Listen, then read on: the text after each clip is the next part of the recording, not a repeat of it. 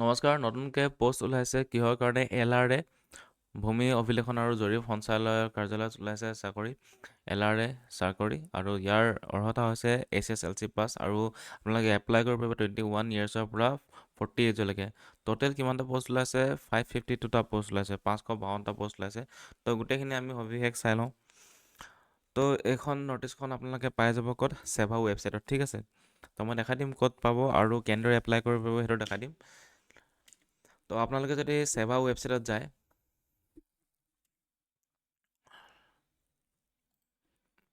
এইটো হৈছে saver official website, ঠিক আছে। আপোনালোকে যদি গুগলত চাৰ্চ কৰে ছেভা বুলি পাই যাব। ইয়াত যাব, গৈ কিনি আপোনালোকে এখন খোল খাব পেজত খোল খাই আপোনালোকে ইয়াত পাই যাব এইডোখৰত directorate of the land records and service. তো ইয়াত যদি আপোনালোকে ক্লিক কৰে তেতিয়াহ'লে পাব ইয়াতে দেখাইছে advertisement for the post of the land record assistant under the directorate of the land record and survey. গতিকে এইটো LRA আণ্ডাৰত পষ্ট ওলাইছে টোটেল কিমান 552টা। আৰু এপ্লাই কৰিবলৈ হ'লে আপোনালোকে এই লিংকটো দেখিছে নহয়, লিংক ফৰ দ্য এপ্লিকেশ্যন। তো ইয়াত আপোনালোকে ক্লিক কৰিলে আপোনালোকে এপ্লাই কৰিব পাৰিব, ঠিক আছে। তো ছাবমিশ্যনৰ লাষ্ট ডেট কেতিয়া 30 তাৰিখ 4 মাহ, অৰ্থাৎ জানুৱাৰী ফেব্ৰুৱাৰী মাৰ্চ এপ্ৰিল 4 মাহ এপ্ৰিল, অৰ্থাৎ এপ্ৰিলৰ 30 তাৰিখলৈকে আপোনালোকে এপ্লাই কৰিব পাৰিব। আৰু ষ্টাৰ্টিং ডেট 15 তাৰিখৰ পৰা ষ্টাৰ্ট হৈ গৈছে, ঠিক আছে, আজিৰ পৰা। তো এইটো নটিচখনত আমি কি লিখিছে এইটো চাওঁ। ডাউনলোড এডভাৰটাইজমেণ্ট আছে এখন এডভাৰটাইজমেণ্টখন, ঠিক আছে। এইখন এডভাৰটাইজমেণ্টখন ইয়াত আপোনালোকে দেখিব যে ইয়াত লিখিছে ইয়াত এপ্লাই কৰিব পাৰিব কোনসকলে, যিসকলে 6 মান্থৰ এটা কোৰ্চ কৰিছিল, ৰেকৰ্ডাৰ্ছ চাৰ্টিফিকেট ক্লাছ কোৰ্চ ট্ৰেইনিং কৰিছিল, আছাম ছাৰ্ভে আৰু ছেটেলমেণ্ট ট্ৰেইনিং কৰিছিল, য'ত আছাম ছাৰ্ভে আৰু ছেটেলমেণ্ট ট্ৰেইনিং চেণ্টাৰ আছে দক্ষিণ গাঁৱত, আৰু সেই তেওঁলোকে এপ্লাই কৰিব পাৰিব, ঠিক আছে। কিন্তু 6 ছিডুল এৰিয়া যোনসকল কেণ্ডিডেট আছে তেওঁলোকে এইটো নহ'লেও হ'ব, বাকীখিনিয়ে মানে কৰিব লাগিব আৰু তেওঁলোকে এপ্লাই কৰিব পাৰিব, ঠিক আছে। তো সেইটোৱে যিসকলে মানে কোৰ্চ কৰিছে, 6মহীয়া কোৰ্চ এটা কৰিছে, কিহৰ ওপৰত কৰিছে, এইটো ৰেকৰ্ডাৰ চাৰ্টিফিকেটছ আছে যাৰ, তেওঁলোকে এপ্লাই কৰিব পাৰিব। আৰু তাৰ বাহিৰে আপোনালোকৰ কোৱালিফিকেশ্যন কি লাগিব, কোৱালিফিকেশ্যন হৈছে আপোনালোকৰ SSLC পাছ, অৰ্থাৎ মানে ক্লাছ 10 পাছ, ঠিক আছে। তো পষ্টটোৰ নাম কি আছে, land recorder assistant LRA। Submission last date গম পাইছে 30 এপ্ৰিল আৰু 15 তাৰিখৰ পৰা চলি আছে। তাৰপিছত হৈ গৈছে পষ্ট টোটেল 552টা পষ্ট। স্কেল পে'টো কেনেকুৱা, ভালেই, 14,000 to 17,000 প্লাছ গ্ৰেড পে' থাকিব 6,200। তো ইয়াত কৈছে যে তলত যোনখিনি ভেকেঞ্চি আছে, the vacancies mention above are tentative and final position of the vacancies and reservation of the post shall be publish in the due course of the time before the written examination. মানে যোনসকলে apply কৰিছে written examination এটা হ'ব, তাত আপোনালোকে মানে ছেবা ৱেবছাইটত চব পাই যাব, ঠিক আছে। তাৰপিছত এলিজিবিলিটি ক্ৰাইটেৰিয়া কি কি আছে, অৰ্হতা কি কি লাগিব। তো candidate must have passed SSLC পাছ, মানে ক্লাছ 10 পাছ হ'ব লাগিব। তো candidate must have pass recorder certificate class course training from Assam survey settlement training centre Dakshingaon যোনটো চেণ্টাৰ আছে Assam survey and settlement training centre. তো তাৰ পৰা এই চাৰ্টিফিকেট থাকিব লাগিব, ৰেকৰ্ডাৰ চাৰ্টিফিকেট থাকিব লাগিব ক্লাছ কোৰ্চ ট্ৰেইনিঙৰ, ঠিক আছে। তো এই RCCC চাৰ্টিফিকেটখন থাকিব লাগিব 6মহীয়া।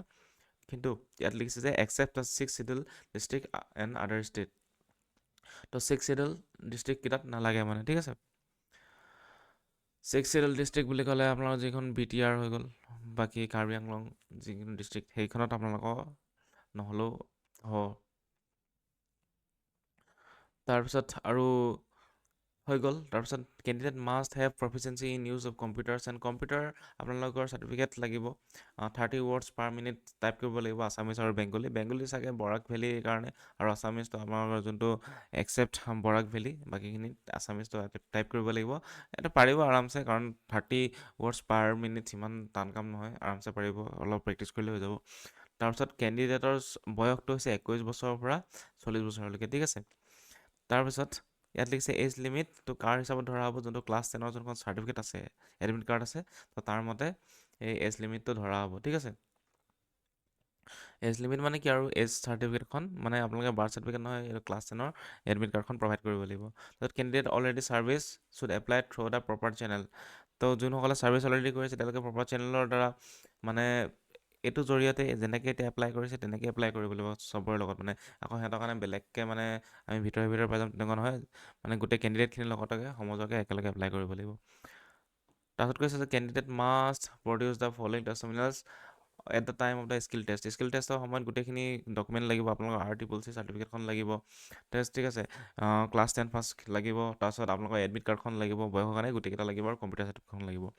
তাৰপিছত কৈছে certificate and marks at all examination of SSLC and equivalent exam onwards মানে SSLC চাৰ্টিফিকেট এখনেই থাকে ঠিক আছে মাৰ্কশ্বিট এখন থাকে সেই মাৰ্কশ্বিটখিনিও চাৰ্টিফিকেট দুখনে লাগিব তাৰপিছত RTCC পাছ চাৰ্টিফিকেটখন লাগিব ঠিক আছে যোনখন আপোনালোকৰ দক্ষিণ গাঁৱত চেণ্টাৰ আছে যোনটো তাৰপৰা ছমহীয়া কৰ্চৰ চাৰ্টিফিকেটখন লাগিব তাৰপিছত কাষ্ট চাৰ্টিফিকেট লাগিব যোনে SC OBC MOBC যাৰ যি আছে তেনেকৈ কাষ্ট চাৰ্টিফিকেট লাগিব যাৰ কাষ্ট আছে কাষ্ট চাৰ্টিফিকেট লাগিব জেনেৰেলসকলে নালাগে মানে আনৰিজাৰ্ভসকলৰ কাৰণে নালাগে তাৰপিছত যদি PWD কেণ্ডিডেট হয় ফিজিকেলি স্পেচিয়েল লেভেল হয় তেতিয়াহ'লে তেওঁলোকৰ কাৰণে লাগিব চাৰ্টিফিকেট তেওঁলোকৰ নিজৰ ফৰ্ম এণ্ড ডিক্লেৰেশ্যন লাগিব ফৰ্ম এণ্ড ডিক্লেৰেশ্যন আপোনালোকৰ অনলাইন পাই যাব গুগলত যোনটো ফেমিলি নৰ্মছ ডিক্লেৰেশ্যন নিজে লিখি কিনি ফিল আপ কৰিব লাগে সেইখন পাই যাব এইবোৰ ইমান টেনশ্যন নাই mobile number WhatsApp number email address লাগিব 3টা মেণ্ডেটৰী আছে ঠিক আছে যোনটো মোবাইল নম্বৰ আছে তাত হোৱাটছএপ নম্বৰ থাকিব লাগিব ইমেইল এড্ৰেছো দিব লাগিব তাৰপিছত document support for any other claim made আৰু যদি কিবা যদি আপোনালোকে ক্লেইম কৰিব বিচাৰিছে তেন্তে চাৰ্টিফিকেট লাগিব বিশেষকৈ এইকেইটা লাগে এইখিনি ইমান দৰকাৰ নাই ঠিক আছে আৰু এপ্লাই কেনেকৈ কৰিব এপ্লাই কৰিবলৈ হ'লে আপোনালোকে এই যোনটো মই দেখালোঁ ইয়াত ক্লিক কৰি কিনি ইয়াতে গৈ আপোনালোকে এপ্লাই কৰিব লাগিব ঠিক আছে এই সেৱা ৱেবছাইটত গৈ কিনি আপোনালোকে ইয়াত ভিভিব যে director of the land record and service তাত গৈ আপোনালোকে ইয়াত ক্লিক কৰিব ক্লিক কৰাৰ লগে লগে আপোনালোকৰ এইটো পেজ অ'পেন হ'ব ইয়াত গৈ আপোনালোকে এপ্লাই কৰিব পাৰিব ঠিক আছে ইয়াত ৰেজিষ্টাৰ কৰি ল'ব এপ্লাই হেয়াৰ তাৰপিছত হৈ গ'ল selection process the candidate whose applications are accepted as per criteria will be short listed and shall be notified due to course of time the qualified candidates will be required to appear the competitive examination in multiple choice question মানে MCQ আপোনালোকৰ written exam হ'ব MCQ আহিব ঠিক আছে আৰু MCQত কি আহিব আপোনালোকৰ the candidate short listed on the basis of the examination shall have to appear skill test আৰু যোনসকলে পাছ হ'ব এই মানে MCQ টেষ্টটো যোনটো হ'ব ৰিটেন টেষ্টত যোনসকলে পাছ হ'ব তেওঁলোকক মানে স্কিল টেষ্টৰ কাৰণে মতা হ'ব আৰু কি আছে চিলেবাছ কি লাগিব চিলেবাছ হৈছে ৰিটেন এক্সামিনেশ্যন হ'ব 80 মাৰ্কছৰ কাৰণে ঠিক আছে তো 80 মাৰ্কছত কি আহিব মেথছ আহিব 10 মাৰ্কছৰ কনভেনশ্যনেল ছাৰ্ভে ওপৰত আহিব 50 মাৰ্কছ তাৰপিছত মডাৰ্ণ ছাৰ্ভে ওপৰত আহিব 20 মাৰ্কছ তাৰপিছত আৰু ইয়াত নেগেটিভ মাৰ্কিঙো থাকিব কিমানকৈ থাকিব 0.25কে স্কিল টেষ্টত থাকিব 20 মাৰ্কছ তাৰপিছত ইয়াত কৈছে যে qualification marks minimum qualification marks কিমান লাগিব আনৰিজাৰ্ভৰ কাৰণে 32 পাব লাগিব আৰু স্কিল টেষ্টত 8 পাব লাগিব